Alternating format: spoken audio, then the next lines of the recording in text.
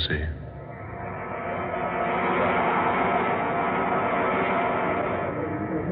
Men call me mad.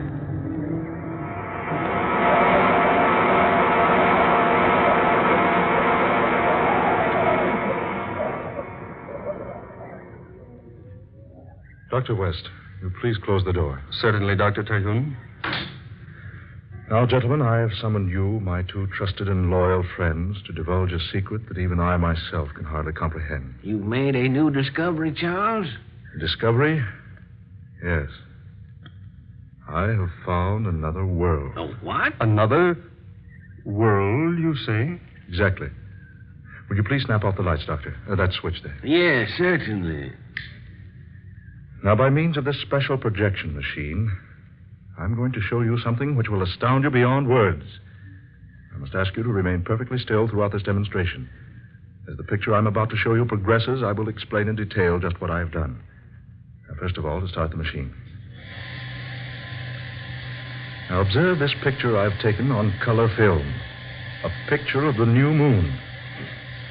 Now, you will notice that the camera has picked up a single ray of the moon. It's focused up on a wall, whereon dances a single tiny moonbeam. The camera approaches the moonbeam. Closer. Closer. Still closer.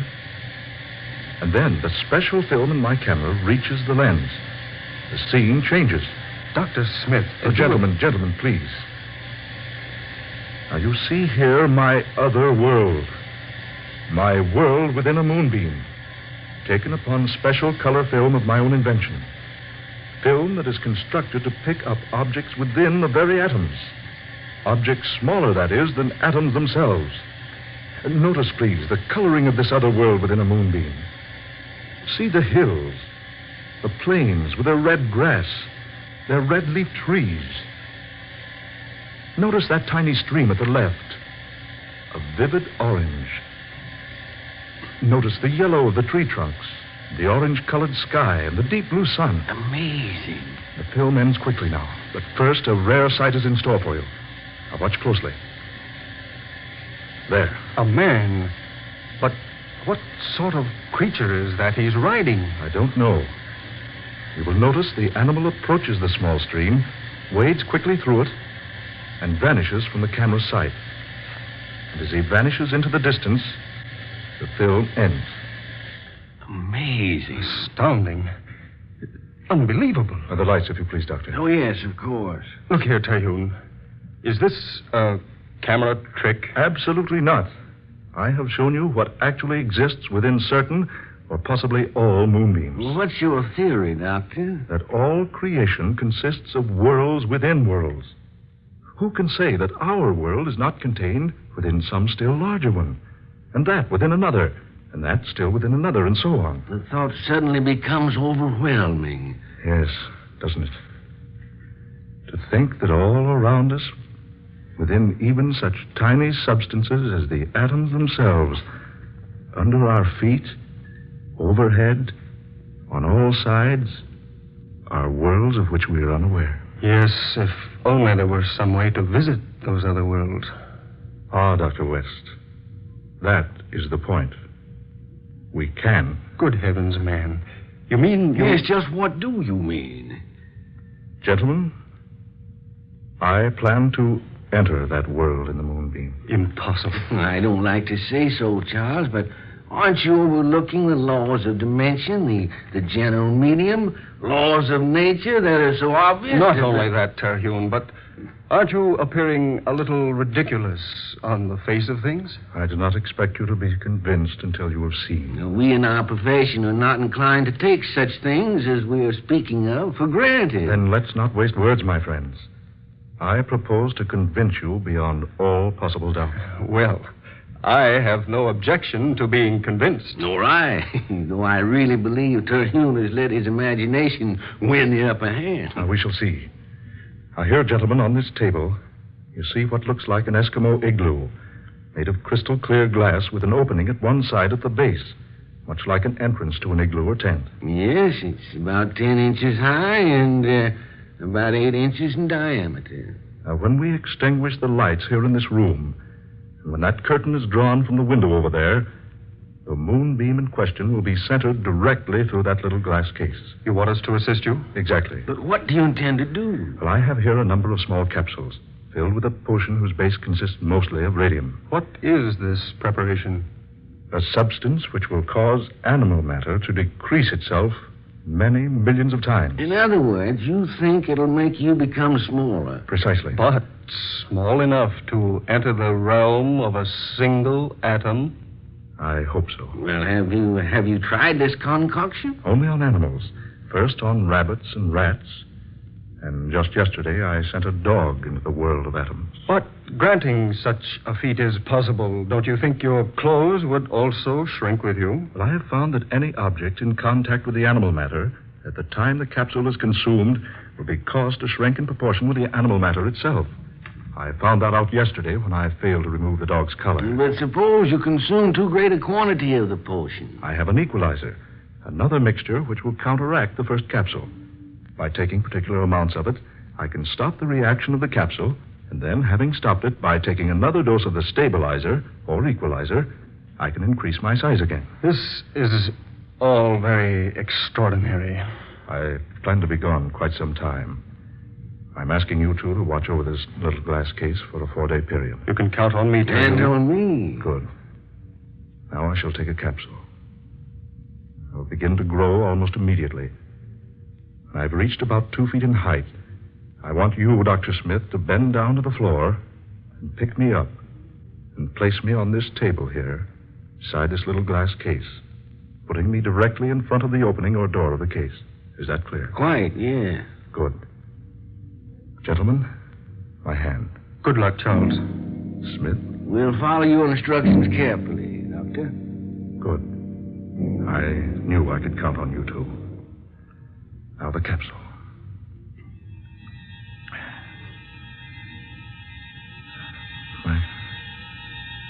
My head is whirring. My ears are ringing. Eyes are growing dim. I have a sensation of emptiness in the pit of my stomach.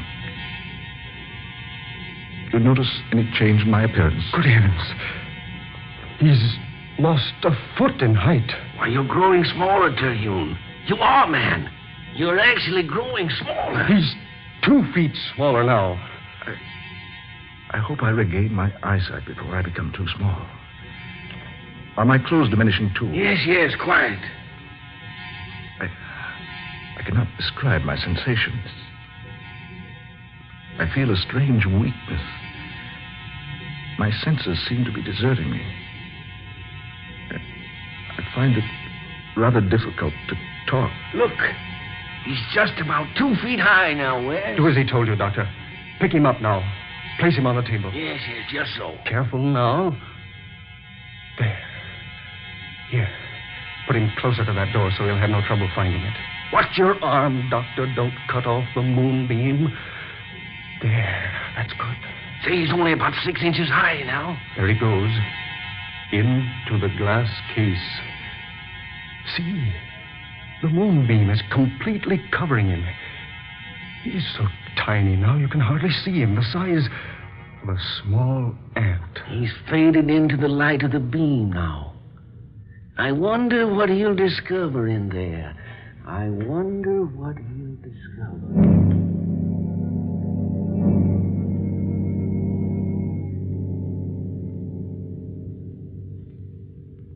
At last, I'm here in another world. Such a strange place. Similar to the place I came from, yet different. Trees, yet with leaves of brilliant scarlet and yellow bark. The grass, also scarlet. An orange-colored sky overhead. A sun of dazzling blue. And the water in the little stream over there. Not blue, but orange. Yes, the colors, all different. Everything else correspondingly the same. Why do you speak so strangely? Oh, I beg your pardon. I thought I was alone. You must be a foreigner. Otherwise, you'd know you're in the king's gardens, and they're quite private. I'm so sorry. Yes, I am a foreigner. If you'll forgive me, I'll leave at once. Oh, no, please. It is our custom to treat foreigners in a friendly manner, and so I bid you welcome. I am the Princess Elena.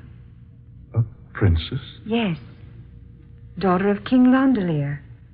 Surely you've heard of me. No, Princess, I've not. But surely. My father rules the world with kindness and justice, and everyone knows him for his goodness. Princess, will it frighten you if I tell you something? Something most strange. I think not, sir. For you yourself are most strange. Your clothing, the colors, not in the least ordinary, and your features are so different. Princess Elena, my name is Charles Terhune. I'm a citizen of the United States of America. America? I know the world quite well, but never have I heard of America. That is why I fear I might frighten you, Your Highness. You see, America is not in this world. It is in another. You're from another world? Exactly. You see, I am a scientist in my own universe.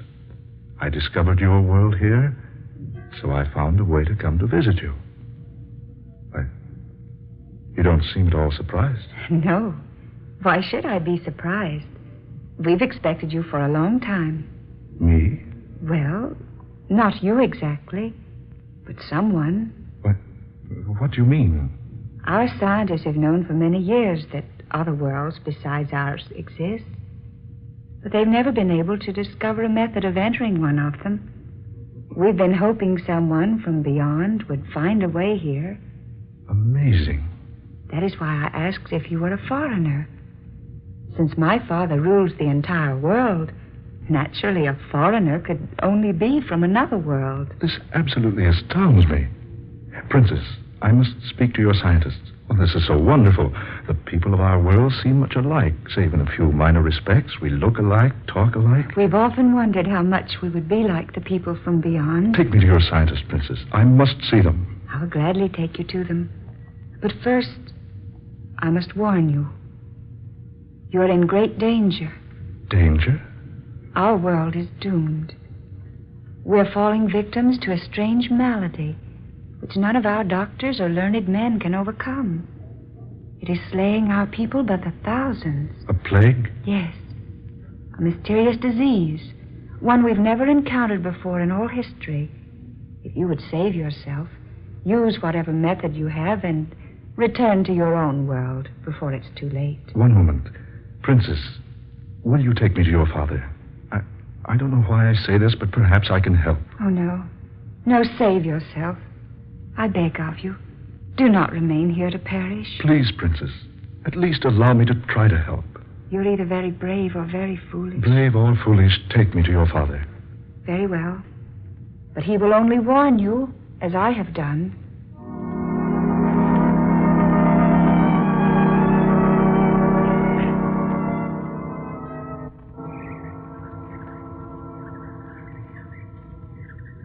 And that, Your Majesty, is how I found your world and the way to enter it. It's interesting. At one time, I would have said amazing. But with our discoveries of other worlds around us, it's now only interesting. I've warned Dr. Terhune to return to his own universe before he falls victim to the plague. Yes, my son, you must. But I would like to help. I'm a doctor where I came from. Perhaps I could do something. I fear it is useless. Our most brilliant physicians are powerless to even make a diagnosis, much less a cure. But I have a knowledge from another world, Your Majesty. That's true, Father. He found a way of reaching us, while we here have been unable to reach the other places beyond. Yes, daughter. You reason wisely. Please, Your Majesty, permit me to see some of the victims. I can't return home until I've at least made an attempt to help you. Very well. As you wish. Come with me. My son lies dying in a room above. I will permit you to examine him.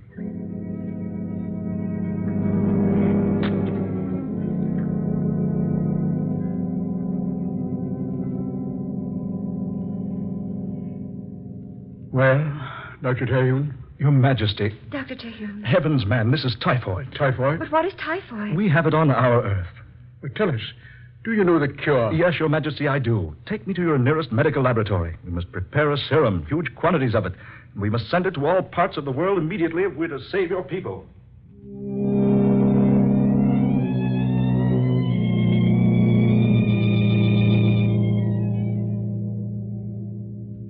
Daughter, these reports from all parts of the universe, the deaths grow fewer and fewer each day. It's a miracle, Father. And Charles Terhune has saved us all.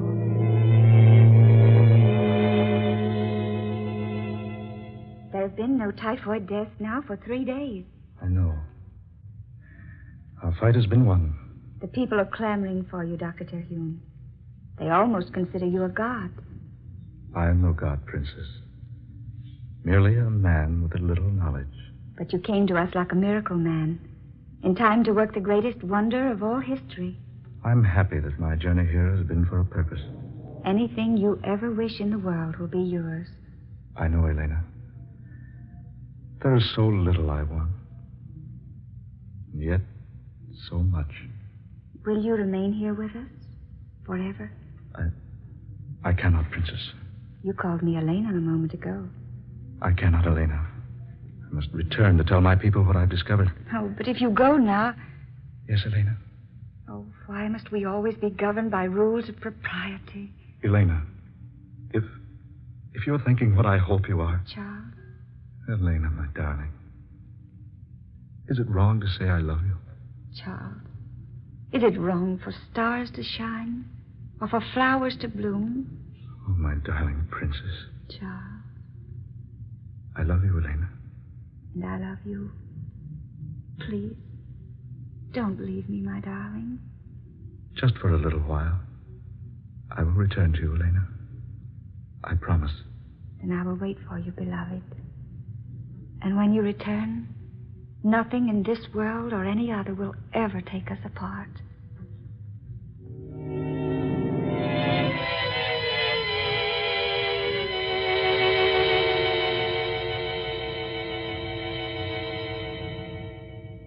It's past his time, almost 4 days. Look, a movement there in the moonbeam, see? No, Yes, look. He is coming back. See, there he is out of the glass case on the tabletop. He's growing rapidly, West. You better place him down on the floor. Then. Look, larger and larger. This is perfectly astounding, man.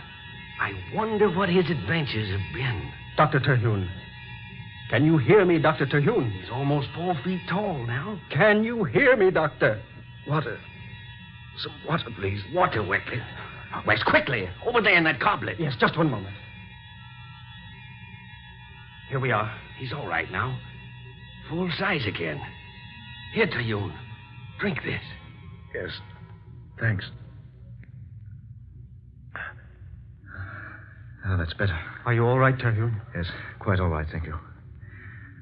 Gentlemen, I have had the strangest experience imaginable. I have visited a world that's amazing and wonderful. Tell us about it. Yes, I will. When I became small enough to enter the moonbeam, I found myself in the exact spot you two saw in the picture I displayed for you. I did not know which way to go, naturally, but after a moment I heard someone speak to me.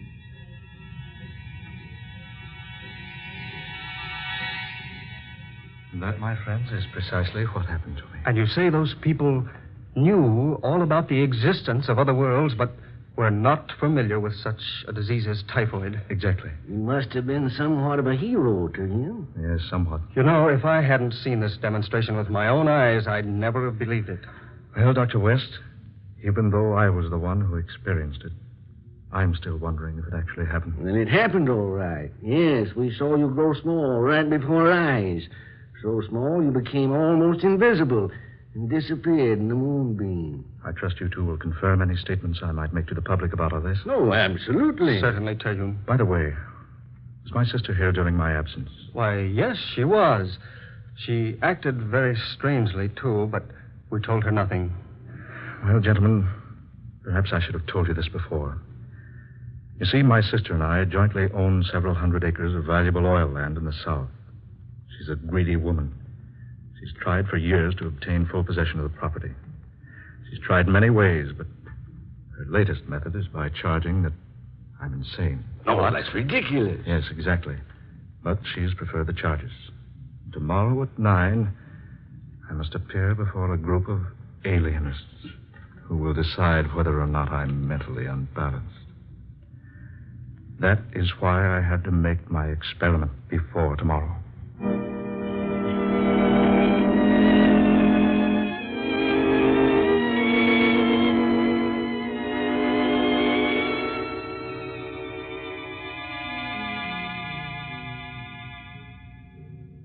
Dr. Terhune, you've been carefully examined by this impartial and experienced board of alienists at the request of your sister. It's our decision that you must submit yourself to a series of treatments at whatever sanitarium your sister might choose. No, stop. This has all been so irregular, so unfair. You think I'm mad. Well, the story I've told you is true. I can prove everything I've said. Please, Dr. Terhune. My two friends, Dr. West and Dr. Smith. Ask them. Why haven't you let them testify for me? They saw it. They'll tell you everything I've said is true. One moment. Yes? Oh. Yes, he's here with me now. I see. Yes, all right. I'll tell him. I'm sorry, Dr. Terhune. I'm afraid I have bad news for you. Doctors West and Smith were to have testified in your behalf. But I've just received word that they were both killed a few moments ago in an automobile accident.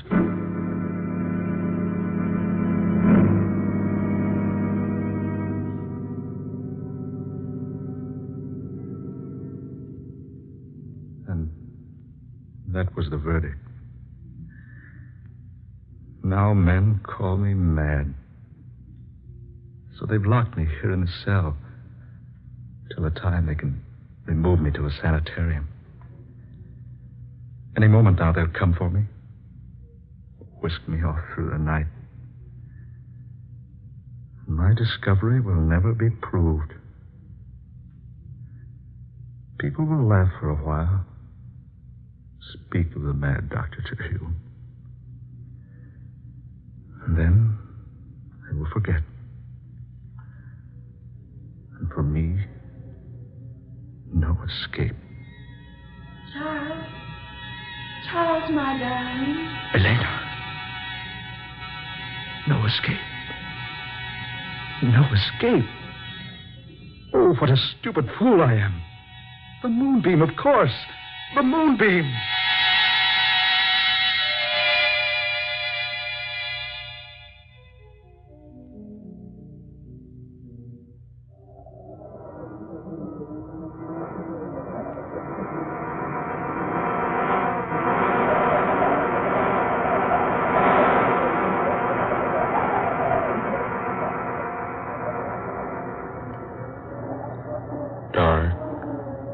Darkfantasy.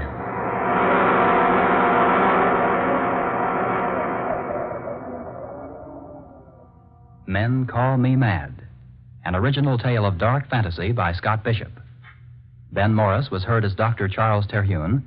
Eleanor Naylor Corrin was Princess Elena. Fred Wayne was King Londelier. Murillo Schofield was Dr. West. Muir Height was Dr. Smith. And Darrell McAllister was the specialist. Next Friday night at the same time, the National Broadcasting Company will present another tale of dark fantasy, The House of Bread, a strange and compelling drama of Christmas 1941 and that first Christmas nearly 2,000 years ago, told to you by Scott Bishop. Dark fantasy originates in the studios of station WKY in Oklahoma City. This is the National Broadcasting Company.